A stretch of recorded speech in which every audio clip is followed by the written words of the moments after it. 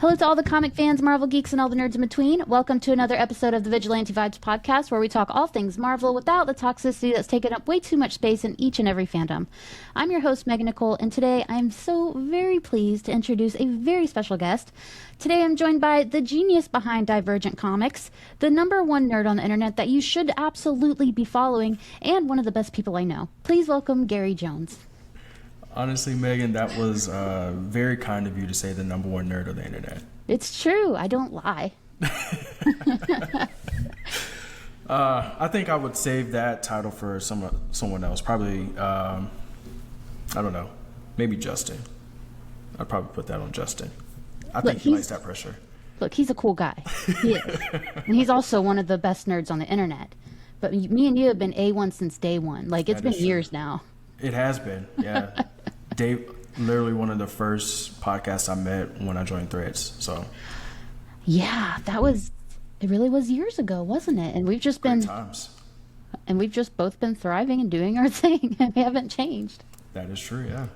So, what many people do not know about Gary is that he is actually a comic book creator, and I got the pleasure of actually reviewing one of his, which was The Charger, which was fantastic, and I still want to see that world continue really, really bad. But the best thing is that you're coming out with a new comic. Why don't you tell us about it? Yeah, so before I do that, I'm glad you brought up The Charger because I still have to get you that physical book. I don't know what happened where we had a whole snafu with UPS, or was it USPS? It was one of those mail delivery. I don't know, but that happens like a lot to me. So, and I even moved out of state, and it's still happening. So it's not me. No, but the new book that I'm coming out with is part of the same universe as The Charger. This is the first story I actually started working on when I first started making comics, and it's called Nighthawk. And Nighthawk is a 24-page crime thriller about fraternal twins who are investigating a human trafficking ring that's been going on in the city of Lakeland. Needless to say, this was written many years before Epstein and all this stuff was really discussed. So there was a lot of thought put into this prior to this. But yeah, it's just funny how it all kind of like goes full circle. It was very meant to be in that timing. Like, at least this one I'll want to read about. The other one, absolutely not. But this one, I'm fully into it. So it's about fraternal twins. So those are the main characters. I don't want to like spoil too much, but like that makes me very excited.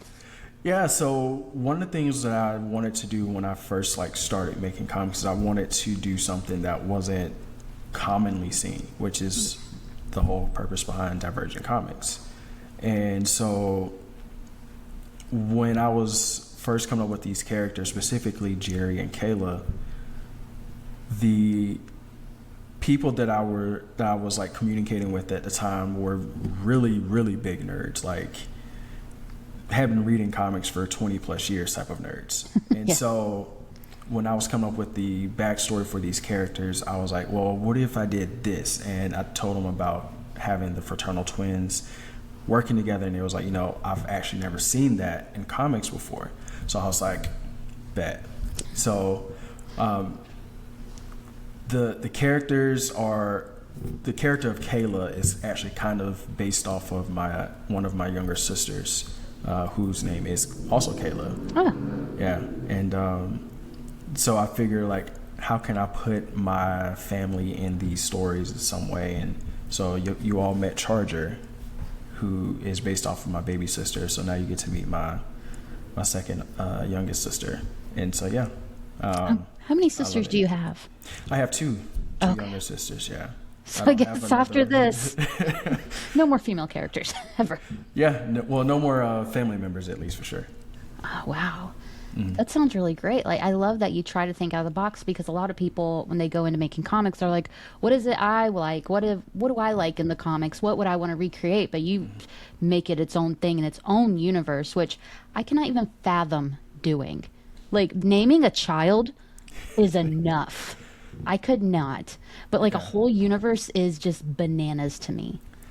There's numerous notebooks that I have just filled up with notes, outlines, drafts, and things like that. And I have to buy more because of this. But yeah, it is not fun sometimes. But there's days where like I'm working on a story or I'm outlining a character, and it's just like something breaks, and it just like I get so excited. So like when I was first breaking this story for Nighthawk, thinking about how I wanted the story to go with the introduction, because if you followed my comics, most of them are origin stories. Nighthawk is very different from that. Oh, Nighthawk starts 6 months after he's already been a vigilante. okay. So it's not a coming of age story. Exactly. Okay. And it's actually my favorite story for that reason, because that's my favorite way to actually tell stories, is to kind of start in the middle of the story and go forward. So I'm really excited about that aspect of it. Wow. I like that a lot. I usually like that a lot too because it leaves so much room for like flashbacks. Someday we'll get to your origin story. Just keep the people guessing. That's exactly how I plan on it going. I've planned, this is actually the only story I've planned like all the way through from beginning to end, including the one shots and all that stuff. Like, this is what I mean when I say like this is the one story I've loved throughout this whole process of making comics. So I'm really excited for this story to come out. Oh wow. So when when writing the Charger, was there any kind of different feelings you got when you finished that versus when you finished Nighthawk? Like how you felt? Yeah. So when I finished Charger, that was more of a, okay, I think I'm finally understanding this writing thing. Whereas when I finished Nighthawk, it was more of a, okay, I think I'm finally happy with where it's at to send it to an artist, because I started writing comics back in 2018. Okay. And the Charger was one of the first ones that I actually finished the story for. But Nighthawk was the first story I actually developed and fully fleshed out. And so it wasn't until 2023 I rewrote Nighthawk like 5 times before I finally was like, okay, this story is where I want it to be. And so I felt very comfortable with not only just the pacing, but with the dialogue, the character development, and things of that nature. And so this story, to me, I feel like is the most complete story that I've written up to this point. Okay, so it was the most satisfied you've been finishing a story. Very, very. I haven't felt this good about writing a story since, honestly, yeah. Look at you smiling too. You're so happy. I love this story so much. I'm trying my best not to really spoil it. Yeah, I'm trying to But- go around that too, but it's so hard because it's like There's so much I want to say about it, but there's so much I want to know. I will say, because I gave you the first 11 pages of the story. You can ask me anything about those first 11 pages, because that is virtually unspoilery. It's everything after that gets very spoilery. It's hard because I want to. Because after I went through the Charger, I was like, okay, like that was pretty damn good. And then I read the first 11 pages, and I was like, shit, something. Hang on, he's cooking here, and I want to know a lot about it, but I don't want to give away anything because it's like, I don't know. I want everyone to have like the full experience, but it's very hard because usually comic creators, like, they either send you the whole comic so you could talk to them, or they send you nothing and you try to get it. So I've never really had someone send me like some of it. I like your style. I like the way you do it. Thank you. So what I did notice was that I feel like in this one, the art matched the tone a lot more pristinely. The last one, I'm not saying it didn't, but I am saying that, how do I say it? I think the art had its own mind in the Charger. They meshed very, very well together, but this one feels a lot more aligned with the comic. Can you speak a little on that? Yeah, I agree. That's also part of the reason why it took so long, because if I had it my way, the way that I would have released my books would have been Nighthawk, then it would have been Brontide, then Imperium, which is the next book that's going to come out in 2027. Imperium? Yes. Oh my gosh. And then it would have been Lionheart and then Charger, because the way that I want the stories to unfold, they all are going to tie in together eventually in some way. But the hard part about it all is just like finding the right artist. And with the Charger, I agree, the art was good and I think it looked really nice, but it definitely didn't like fully fit the story for the character, just because I wanted at least the way that I've pictured the story of Charger would be a little bit more I guess I would say like gritty realism of a story. And the thing that fits for Nighthawk is the fact that because it's so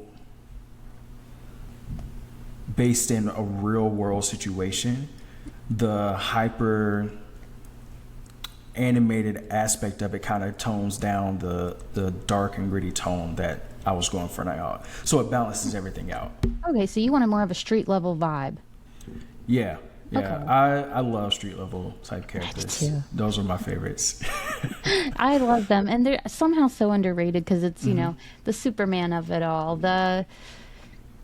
I forgot every hero I've ever known about just then, but I do love the art so much more in this one. It feels like they genuinely intertwine very, very well, and I cannot imagine how hard it is to find an artist and pick out the art, because like you said, you have something in your head, but you can't really put it out there. So do you just try to find the thing that's closest to it, or do you think maybe this will work better and I'm seeing it from a different perspective? So the hard part is finding that balance. And so most of the time as creators, we have so much, I guess the best way to put it is like control issues, that we want to have control over every aspect of it. And I think to some degree that plays into my issues. I'm going to therapy over for sure. But knowing that I have that much control over crafting the story has helped me to realize that if I find the right artist that can like take what I've written and enhance it, it'll help make the story better. And so with the Charger, I know like the artists that I work with for them, they were really good at enhancing certain aspects. So like specifically the original cover where you have Layla with the lightning shooting out and the different aspects of the story playing out in each of those little lightning bolts. Like to me, I felt like that was a really good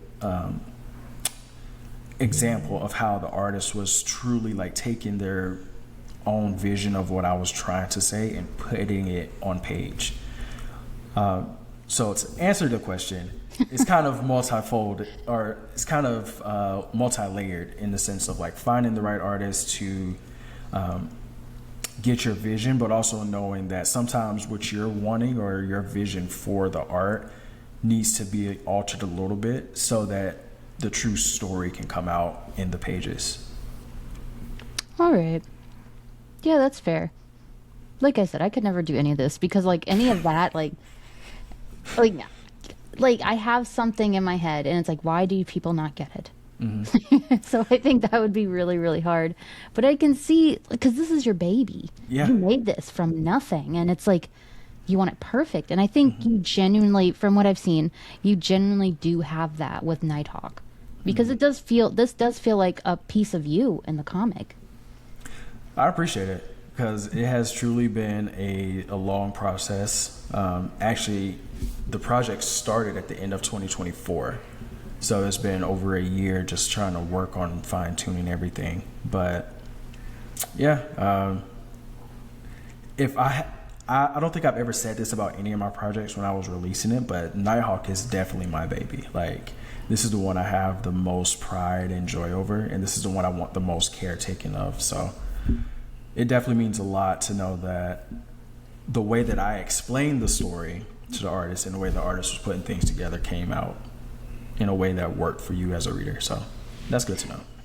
It definitely did. And I do think you really, really have a banger on your hands, because I'm very excited to see the rest. Like, I read it and I forgot that you only sent me a certain number of pages, and then I got to the end, I was like, what the hell? And like, you start to remember, you're like, I did it to myself. Snap. Yeah, so this is the second interview I've done, and the last person that interviewed me said the exact same thing, and they were like, I was like, well, that makes me feel a lot better, because I was worried, because as I was looking through it, I'm probably my hardest critic. Yeah. No one could ever say anything worse to me than I would say to myself. Yeah. And so I'm looking at it, I'm like, I don't know, I don't think this is flowing as well as I wanted to, or, I think this dialogue probably is a little weird, but like hearing you and then hearing other people say, actually, like, this made me want to get the rest of the book. It's like, okay, well, that's good to know. So now I just got to wait for the last couple of pages to be finished, and I'll put everything together. And my plan is to hopefully get a book printed and get a couple of books printed and sent your way and some of the other people that I've interacted with, so y'all can read it early. I would. You don't have to, but like, I would really like that. Yeah. Well, I'm a fan of your podcast. I'm a fan of Nerd Initiative, so like it was a no-brainer. And of course, we're gonna be reviewing it, because you got to keep up with tradition. Yeah. So I feel like there's so many things that people don't know about the writing process. Like, the other day, I don't know why I thought of it, but I was like, what if I was a writer and I was reading a comic and I thought I came up with an idea myself, but I just forgot I read it? Mm-hmm. Have you ever had that? Like, you like Google and say, has this happened before? Did I make this up, or did I read it somewhere? Like, anything like that? It happens all the time. Oh. Yeah. So the way that I try to pitch Nighthawk is it's Nightwing meets Daredevil. And the reason for that is because those are two of my favorite characters in Marvel and DC. I love Daredevil for very different reasons than I love Nightwing. Nightwing was the very first superhero I ever really got into. It's funny because like I grew up watching Batman the animated series. Yes. The only reason I love Nightwing is because I saw him in a Teen Titans episode, and I was like, he looks so cool. Like, I need to know more. And so that kind of became a little bit of my personality. But then I've loved Daredevil. It's funny, I never watched the movie up until prior to the first season of the Netflix series. But I really love like the character of Daredevil whenever I would play Marvel Ultimate Alliance. Okay. I loved him in that. Yeah. And so I actually, when I finally got into reading comics and everything, I started reading a bunch of Daredevil comics. That's some of Marvel's best writing. It really is. All of it. Honestly, I feel like there hasn't been a bad Daredevil comic. I feel like there hasn't. I don't think I've read some that are like somewhat lackluster, or it just wasn't for me. Like, we had a review on the, if you guys don't know, on Nerd Initiative, me and Matt from Hops Geeks News have a Daredevil podcast called Man Without Fear Mondays, and we reviewed one not last week, the week before, that was not bad by any means. I think someone would really dig it, but it was very, very lighthearted, and I was like, I'm looking for trauma. I want to feel bad after it, and it wasn't bad. But yeah, Daredevil does not have a bad comic. Yeah. Because it's like, it's all so authentic to Daredevil in some way. And the thing that I think that really hits the most with Daredevil is the thing that I tried to take from Daredevil and put in a Nighthawk, and that's that trauma. Yes. My hope, if I can continue to make comics, even if I don't make any other comic, I want to at least continue to make Nighthawk. so that I can finish his story because of the trauma that I'm going to put him through. There was a post on Threads, I think it was like either last week or a couple of days ago, where it was like people think that you putting your characters through trauma means that you don't like your characters. And I was like, no, I love my characters because I put them through so much trauma. I want them to grow. And yeah. And you know they can handle it. This Exactly. is character building. Yeah, it is. That's character building, and then world building are two of my favorite things to do when it comes to writing. World building, I guess it's something I can't wrap my head around, because you're quite literally creating an entire world from nothing. And like, that doesn't sound like anything crazy because it's just a story, but it's like, if you think of things like Game of Thrones, that came from nothing. And now with Nighthawk, it's just building on a whole world. It's just crazy to me. And this is really only the tip of the iceberg. Yeah. The things that I have planned and the way that I'm hoping things can work out, crossing fingers. But yeah, I mean, I applaud anyone who's able to world build. I don't think I'm the best at world building. I enjoy it. I think it's fun.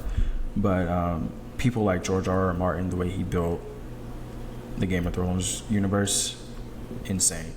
And then stopped, but it's fine. Yeah, he's living his best life now. He's never going to finish that.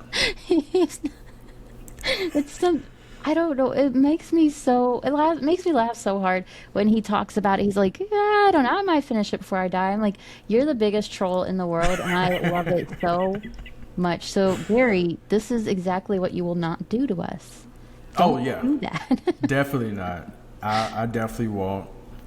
If I don't do anything else in my life, if nothing else ever comes to fruition, I will at least finish this world, this universe. Because I do have it fully planned out on how it's going to end, but it's just hopefully we can get there. So I hit my desk. So without, I don't know if it gives away anything, but you say you know how it ends. Do you have a timeline, like how long you want this to go on?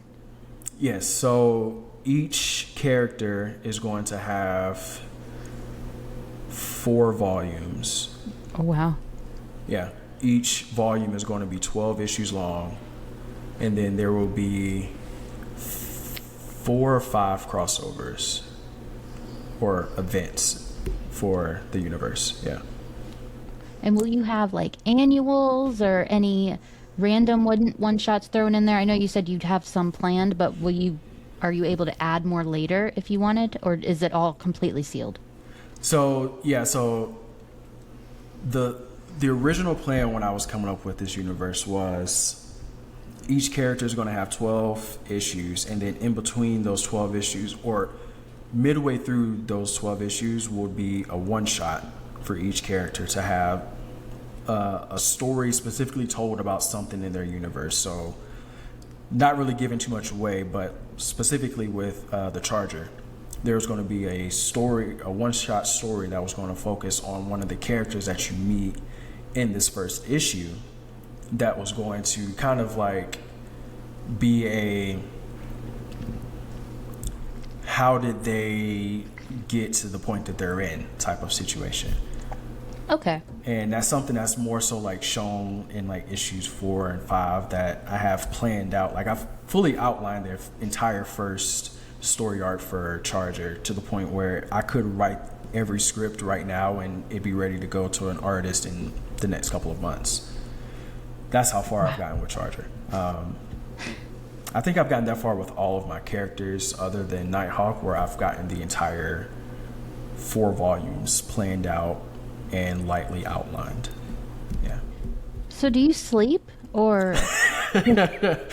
I do sleep now, but I don't sleep a lot, so that kind of balances out.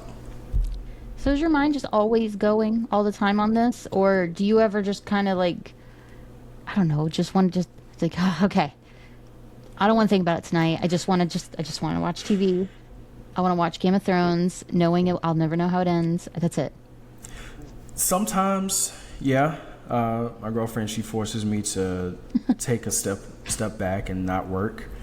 But one of the things that I learned as I truly decided I wanted to be a writer was that no matter what I do, something's going to trigger a thought. And so, for example, when I was watching, what was it? Was it Wonder Man? I think is what it was. I had some ideas pop up for the character of Imperium that's going to come out next year, and I was like, okay, I got to find a way to put this into this story. Oh. Yeah. So I'm always taking ideas and stuff and like tweaking it so it works for how I want to write and how I want my characters to be. Wow. I imagine it's just like the job is never done because there's infinite amount of ideas, characters, things you can do with it. Mm-hmm. I think that would make me anxious that it's never done. Yeah, that's why I gave myself like a rule. I can't go further than the 4 volumes. Okay. And then I'm refusing, hard line stop. I am not doing time travel. And well, let me rephrase that. I'm not doing time travel in the sense of I'm not going to have multiverses. Oh, thank God. Because I don't want to have to like go down these what ifs and things like that. My universe is like there will be some time travel in it, mm-hmm. but the way it's going to work, it's not going to cause any branches of timelines or anything like that. It's just going to be about specifically building out the world and building the characters from where they're at that point, dealing with past trauma. So that's going to be fun. That's good because there are some comics, mm-hmm. some events, yeah, some Age of Revelation events, X-Men, yeah, that focus an entire event on time travel, and they're like, I don't know why it's selling. Well, buddies, because we all know you're gonna go back in time and nothing's gonna happen. Yeah, that's one of the things I loved about, because I got into Marvel kind of late. I didn't start reading comics until I had graduated high school. Okay. And so the first comics I started reading was DC. And then it was like a year later when I started reading Marvel. And the first comics I picked up was Daredevil, obviously. Yeah. And then I started reading like Avengers, which was really good. And then I picked up the Marvel Unlimited app and got the subscription for a year and just went crazy. Yeah. I started reading a bunch of Fantastic Four and X-Men, and at that point I think I needed a therapist because that was I was going down rabbit holes. Yeah, no, I do it every freaking day. I'll just go and I'm like, I haven't done like shit today. Yeah. It's so addicting because you're so enamored and you're so pushing yourself into this world, and then when you come back to the real world, you're like, well, this one sucks. Yeah, like take me back to that one. Yes. So the real question here is, and I think you may know it's coming, you may not, who would win, Daredevil or Nightwing? I didn't expect that question. Okay.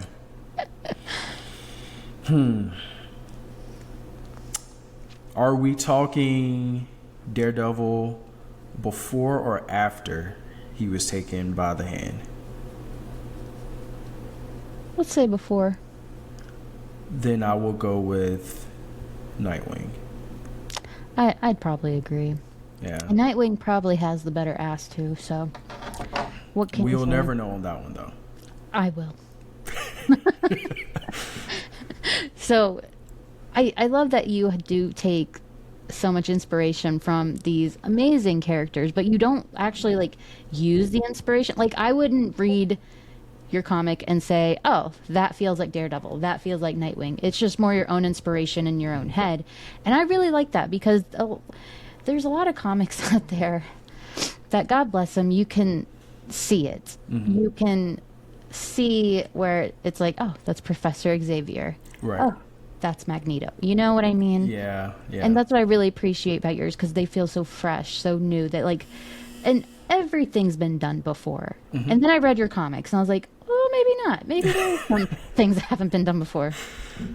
I appreciate that, because when I was writing, like, I mean, you read all of Charger. When I was writing Charger, a lot of my inspiration for Charger came from when I was reading. I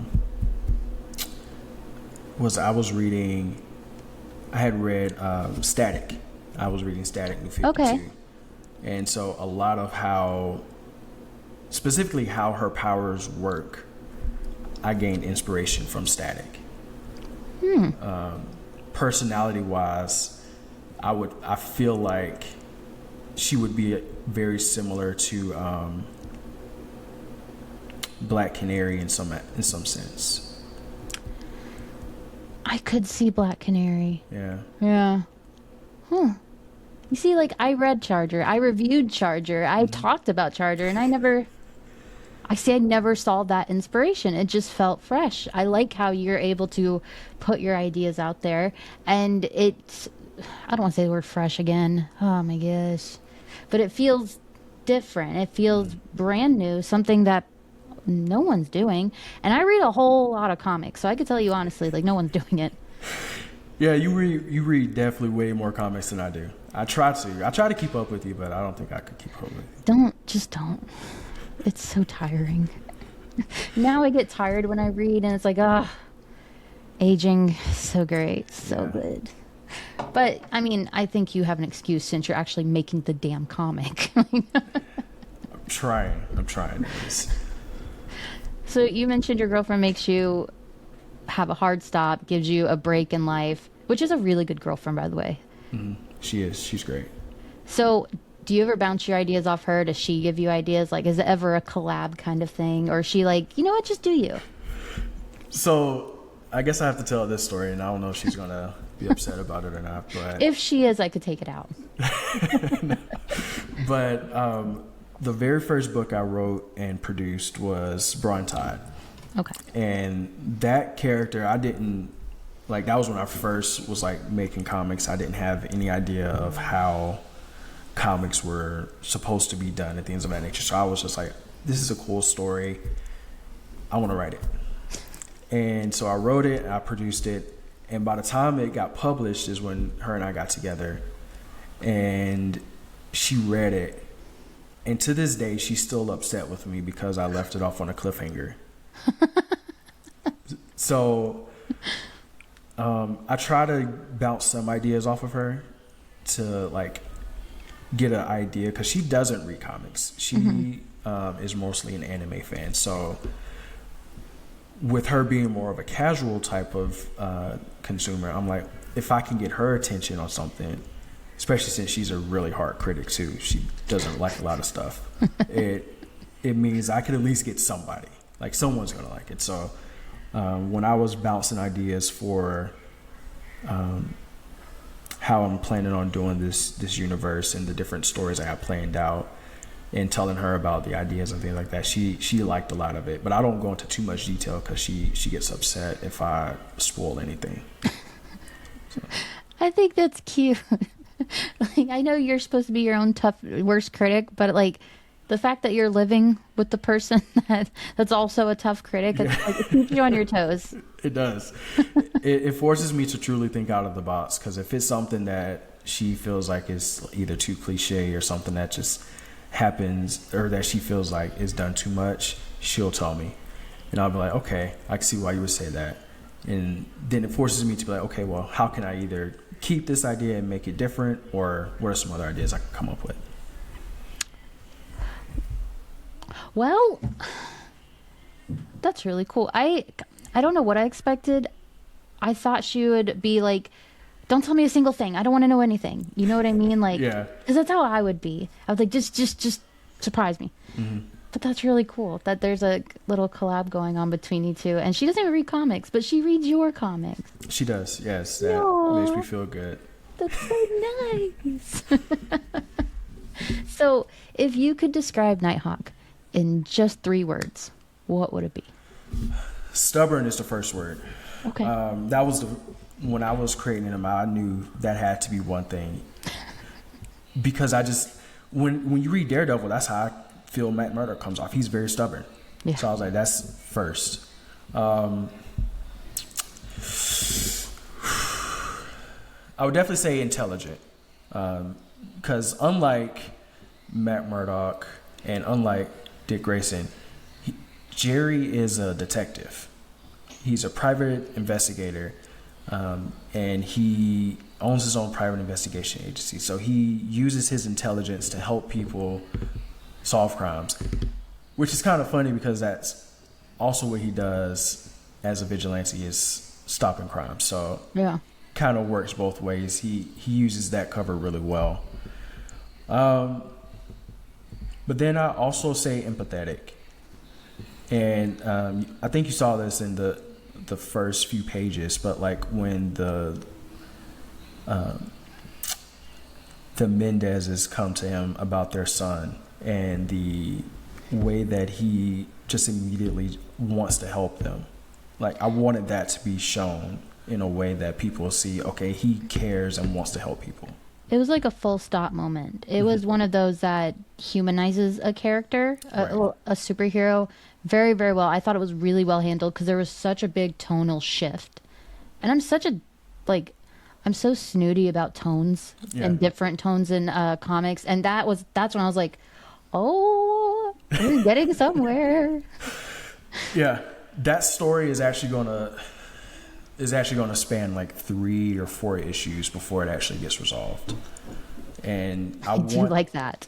I want the heart of that story to truly resonate with people. Mm-hmm. Because although it's going to be resolved in about 3 or 4 issues, is going to be one of those stories where you'll see the ramifications throughout the rest of the run for Nighthawk for the next 4 volumes. That does answer my next question, because I was going to ask if it's more episodic or is it more continuation. So it's continuation. Yes. All right. We're cooking here. Very much so. So, thank you, by the way, so much for coming on here. This has been so fun. I'm having so much fun. Yeah. So you said you're not very good at self-promoting, but like you've been doing a really good job. So I think you're getting better. I'm trying. It's taken a lot. There's literally been days where I was just like, okay, Gary, you're going to self-promote.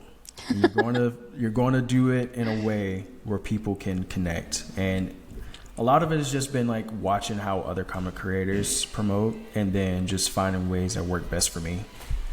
And I'm glad to hear that it's been working. So yeah.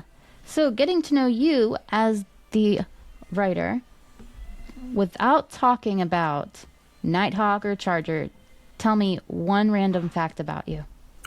One random fact about me.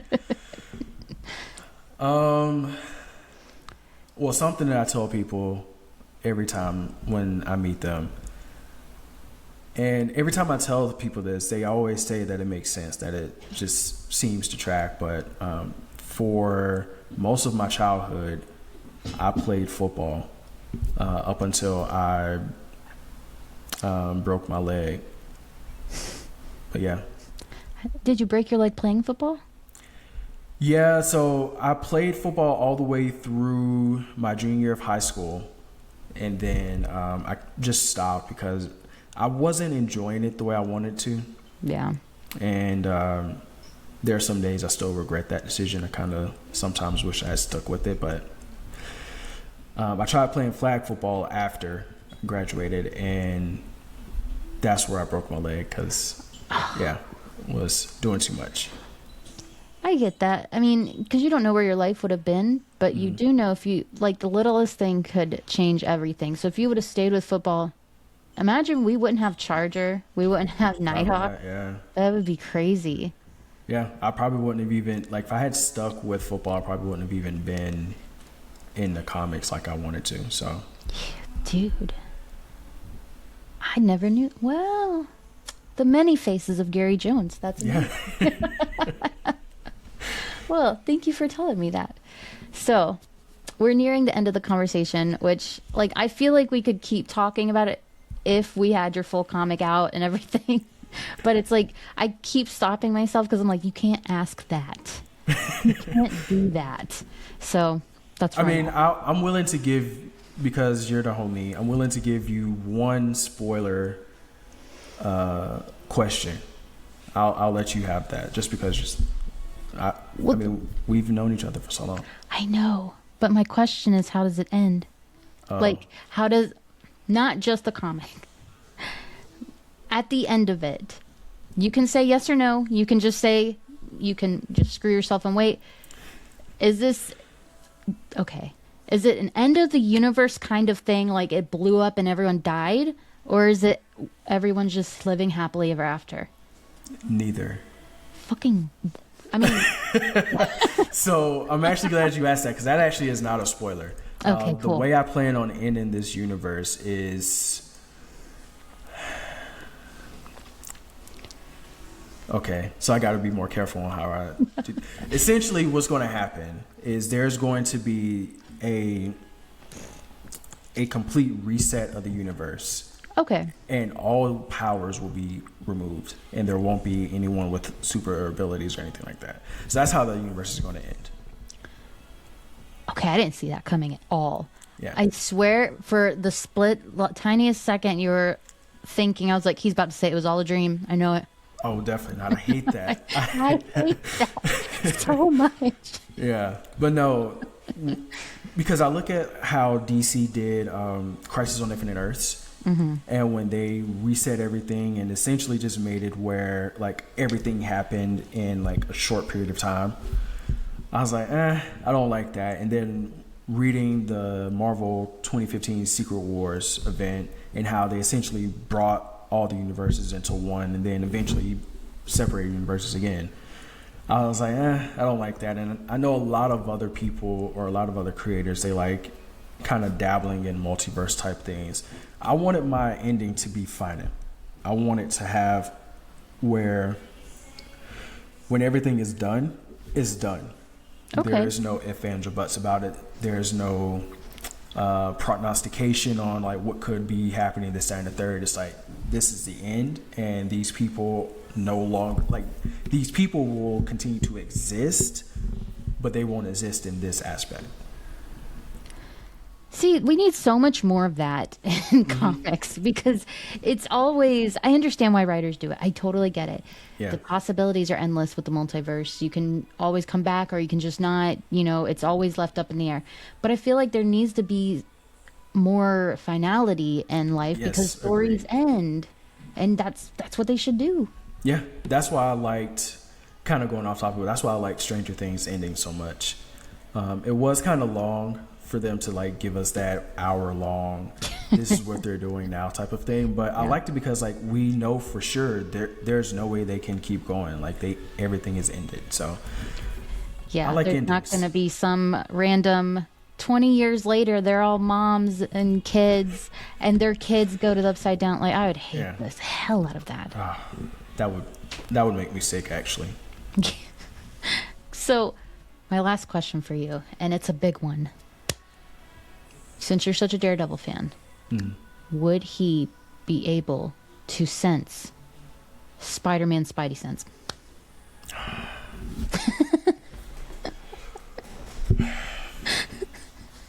I've asked so many people this, and I get a different answer every time. So, I saw this on TikTok. Saw what? This question? Someone did a skit like this, about this. Mother of God. I know. And it's a really good question, because it's like, which one really is more powerful? I got to give it to Spidey, though. I don't think he would be able to. And I'm not a Spider-Man fan. I think he's an okay character. I just could never really connect with him in that manner. Of course. But I do think the Spidey sense is a bit more powerful than Daredevil's radar sense, so I don't think he'd be able to sense it. See, don't feel bad about your answer at all, because Stephanie Phillips had the same answer. She said she doesn't think he'd be able to pick up on it because he can sense physical things, and Spider-Man's Spidey sense would be a mental thing. And I say I think you're wrong, Stephanie Phillips. I think you're wrong. So you're never going to catch me arguing with Stephanie Phillips. I will say that. I never thought I would either. Yeah. And like, I think you're wrong. That's all. But that's fine. Fair. That's fine. I guess it's up to the writer. That's funny though, because I know you're a huge Spider-Man fan. I am. And so I figured that you would have actually been on the side of Spider-Man, Spider-Sense being more powerful. I think what I think it would be is that Daredevil would be able to sense effects of the Spidey sense, but not the Spidey sense itself. That makes sense. Yeah, I think he would pick up on the heart rate, Right. his blood going cold, that whole thing. But the Spidey sense, I think that is only for Peter. I agree with you on that. Yeah, Stephanie. Sorry, Stephanie. She makes very valid points. But I'm still looking forward to your Daredevil run. I am so stupidly excited. Yeah. Like, I love Daredevil so much. And Stephanie is one of my favorite writers. Obviously, you're included in that. But her with Daredevil, oh my God. It's just going to be so good. I just And know then it's gonna be she's so writing for DC. She's going to be doing Spider-Gwen and Supergirl. good. Oh, yeah. I saw that. Yeah. I'm going to have to get that Supergirl for sure. I was just like, it is the year of Megan. And it's all working for me because Yeah. I love both of those characters. I love Stephanie. I love Daredevil, and no one can tell me nothing. It's all going to be fantastic. Yeah. Yeah. I mean, this honestly is the year that you're getting everything that you want. I know, finally. So are there any comics coming out that you're looking forward to, or has it just been laser focused on yours? There's a lot of comics I've been excited to see. So I'm gonna shout out some indie comics because I love indie comics.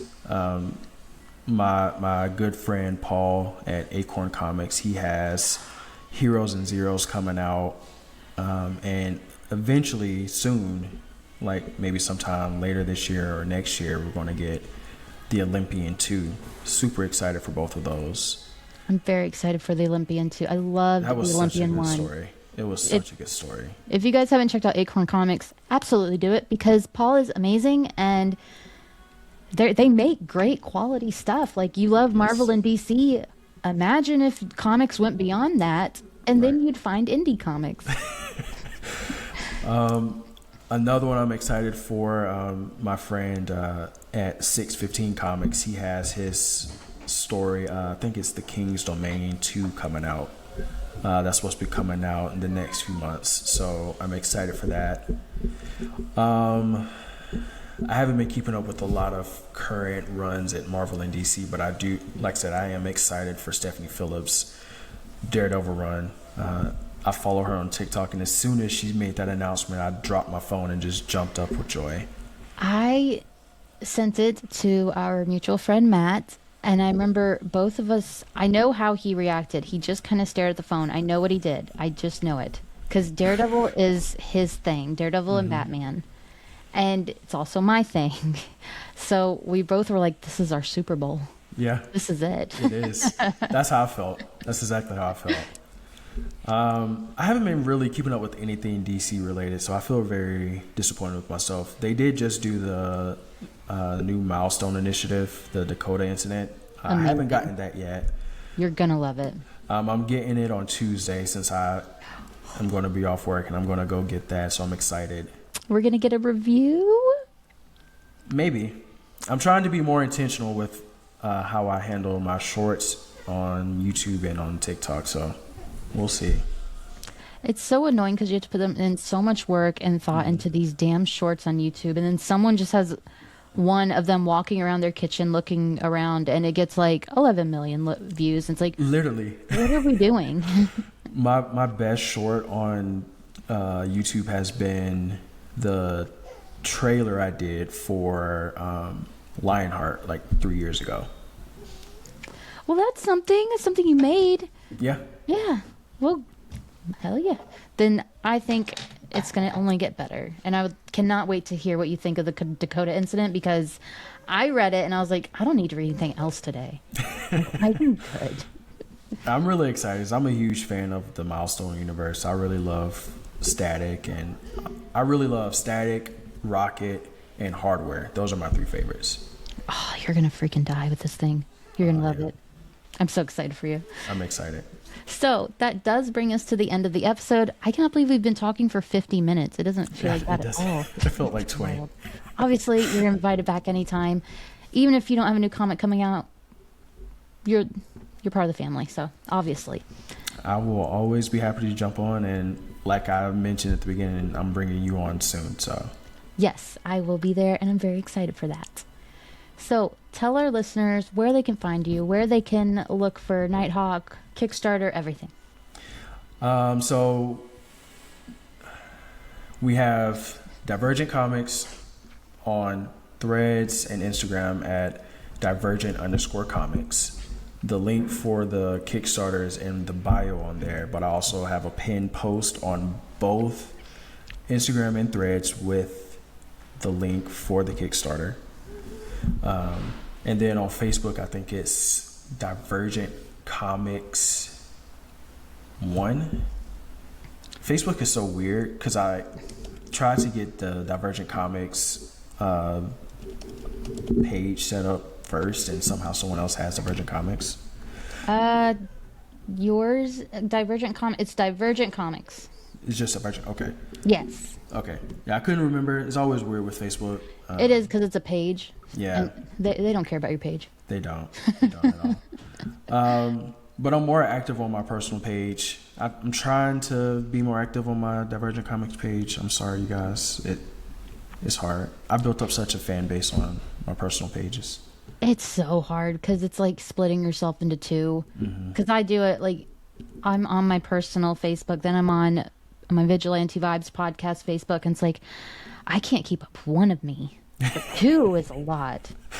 The good thing about your page, though, you have a lot of people that really and truly interact, and I love the community you've built. It's such a fun community. Thank you. Most of them are really great people. Most of them. There's some that I'm like, okay. But there's some people that are like ride or die, amazing people. Absolutely amazing. But yeah, on all social media, you can just look up Gary Jones and you should be able to find me.